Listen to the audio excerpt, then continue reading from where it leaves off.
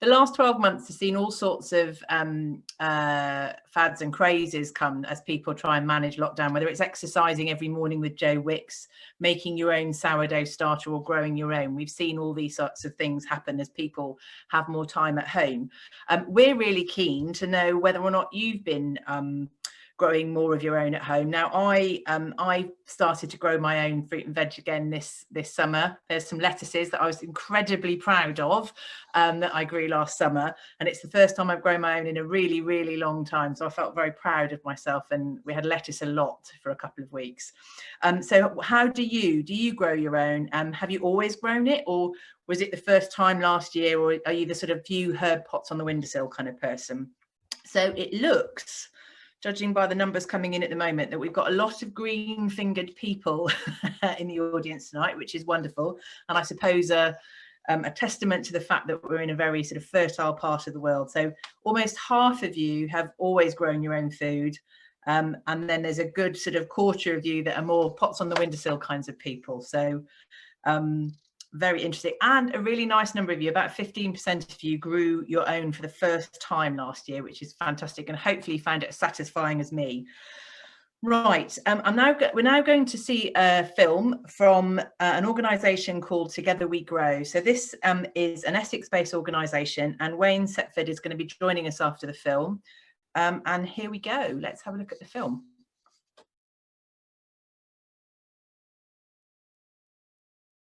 My name is Wayne Setford, and I'm the founder of Together We Grow, a social enterprise based in Colchester, England.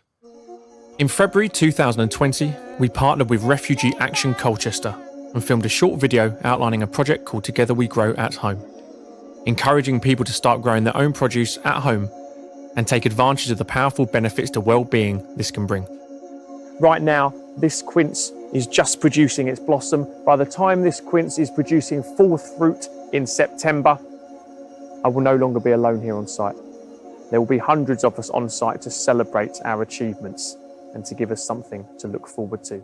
We sent out seed packs, compost, short instructional videos on how to plant and nurture the seeds, and held a weekly Zoom call to offer advice and support. Over spring and into summer, we created dedicated beds at Together We Grow HQ and encouraged participants to bring their rapidly developing seedlings along to plant and grow on in those beds.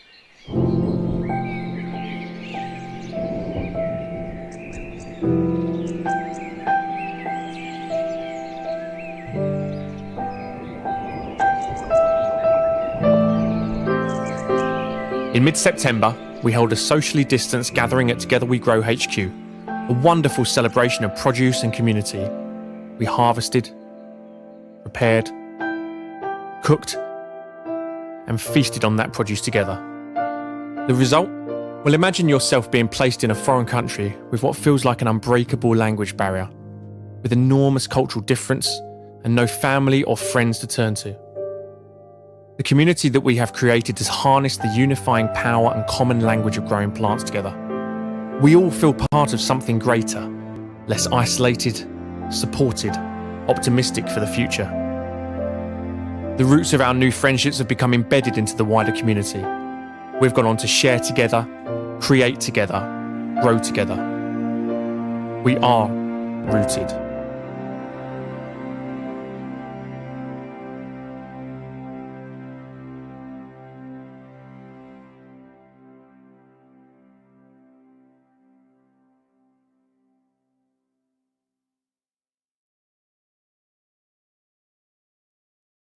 Wayne, and welcome to Your Kelp Live. Thank you for joining us.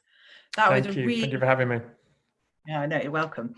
It was a really, really inspiring film, and it must have been an enormous fun to be part of. It's snowing outside. What have you been up to since September? I mean, we're a very busy and diverse organisation, and that was one of the projects that we were working on. It was, as you see, a direct, response to COVID and working with some of the most disadvantaged in our communities and those people that we felt were going to need a bit of a helping hand, particularly with the refugee community. Sort of double and triple isolations, really, of being isolated anyway through language, through culture, and then obviously, like us all, being locked down. So we worked up very directly with Refugee Action Colchester, a local organisation. But it wasn't just them; it was a number of different organisations. We work with schools. We have a lot of contact with schools. We teach weekly in schools in our outdoor vegetable gardens, edible gardens.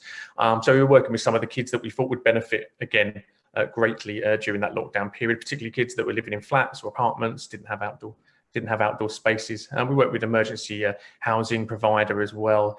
Again, for exactly the same reason, people that we felt were going to be in difficulty would benefit from this. And the work that Together We Grow do is it's first people, and it's, well, I shouldn't say this for one, but it's second food.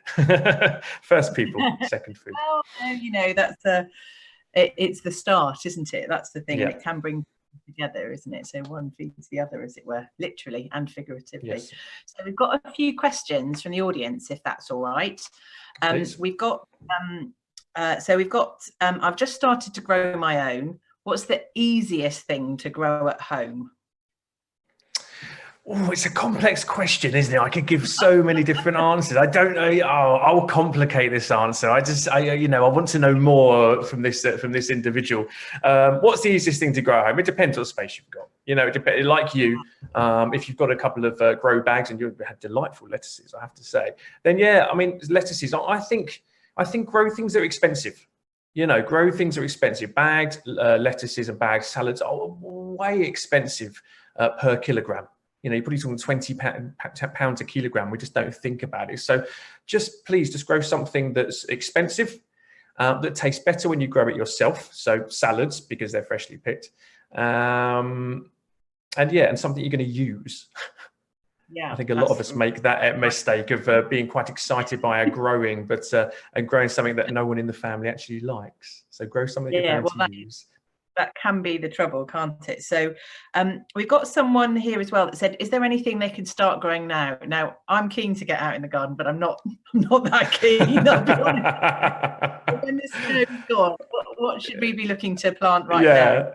Not today, obviously. I think today would be a failure, wouldn't it? So, I mean, you can get lots of things going. A lot of people will want to start getting things like they have more exotic things like chilies, aubergines, tomatoes started. I say it's too soon. Please just wait another month, because you will end up growing them indoors. They'll get very leggy. You'll get a lot of tall growth, and then you put them outside and they'll hate it because it will be cold. So please wait till at least March, I would say. You can start chitting potatoes at the moment, which is the process of making sure those potatoes are growing some root before they go in the ground. But again, you don't really want to get them in the ground till April. So I would say the best time to grow anything was about 3 or 4 months ago. That was a good time to start. But if not, start in March time. Things like garlic, broad beans, onion sets, shallots, those are things that we traditionally grow and start growing in the autumn into the winter period for the following year. So you're a little bit late for them. Just be patient, I'd say. And are those all the things you've mentioned there? We've got a question here from Sue, and all the things she's got a raised bed by 4.5 meters, as they only have a small garden. Are all the things you've just talked about now ideal to go in that sort of raised bed situation? Yeah. I mean, that sounds quite big. 4.5 feet or 4.5 meters. Maybe 4.5 meters. I think maybe she's got four beds. 4.5 meters. Yeah, then absolutely. I mean, I would say when you've got a small space, again, stick to that. Stick to the expensive stuff. It's really fun to grow potatoes, and it's really great to grow onions, but they're cheap in the co-op. So get yourself in some of the radishes, salads. I mean, over the winter time, I would say, and I must extol the virtues of this, which is a thing called mustard leaf. We all know mustard is stuff that appears in jars, which is the ground down seeds of the mustard plant. But there's actually a mustard leaf, which has the vibrancy of mustard, really, really strong. It's amazing in a bacon sandwich. Sorry to the vegans and vegetarians, but otherwise it's good under an egg or just on its own if you're completely vegan. But yeah, I mean, that is something you should all be taking note of. Mustard leaf, because it grows all the way through the winter. We have it at our main garden space in Colchester here. We've got a 2-acre garden space, which is a therapeutic and educational garden space, and that's full of mustard at the moment because it just grows and grows and grows. Even in cold temperatures, it will grow, and it's a beautiful green. Use it in salads or cook it down in a stir fry. Fantastic. Well, thank you very much. There were some amazing tips there for everyone, and I might go and have a look at how I can get some mustard leaf going. It might get me out in the garden in this temperature without it. So thank you very much, Wayne. We'll make sure that all the links to your organisation on our website. So if people want to get in touch, get involved, they can follow the links through to us that way. Thanks ever so much for joining us this evening. Really appreciate it. Thank you very much.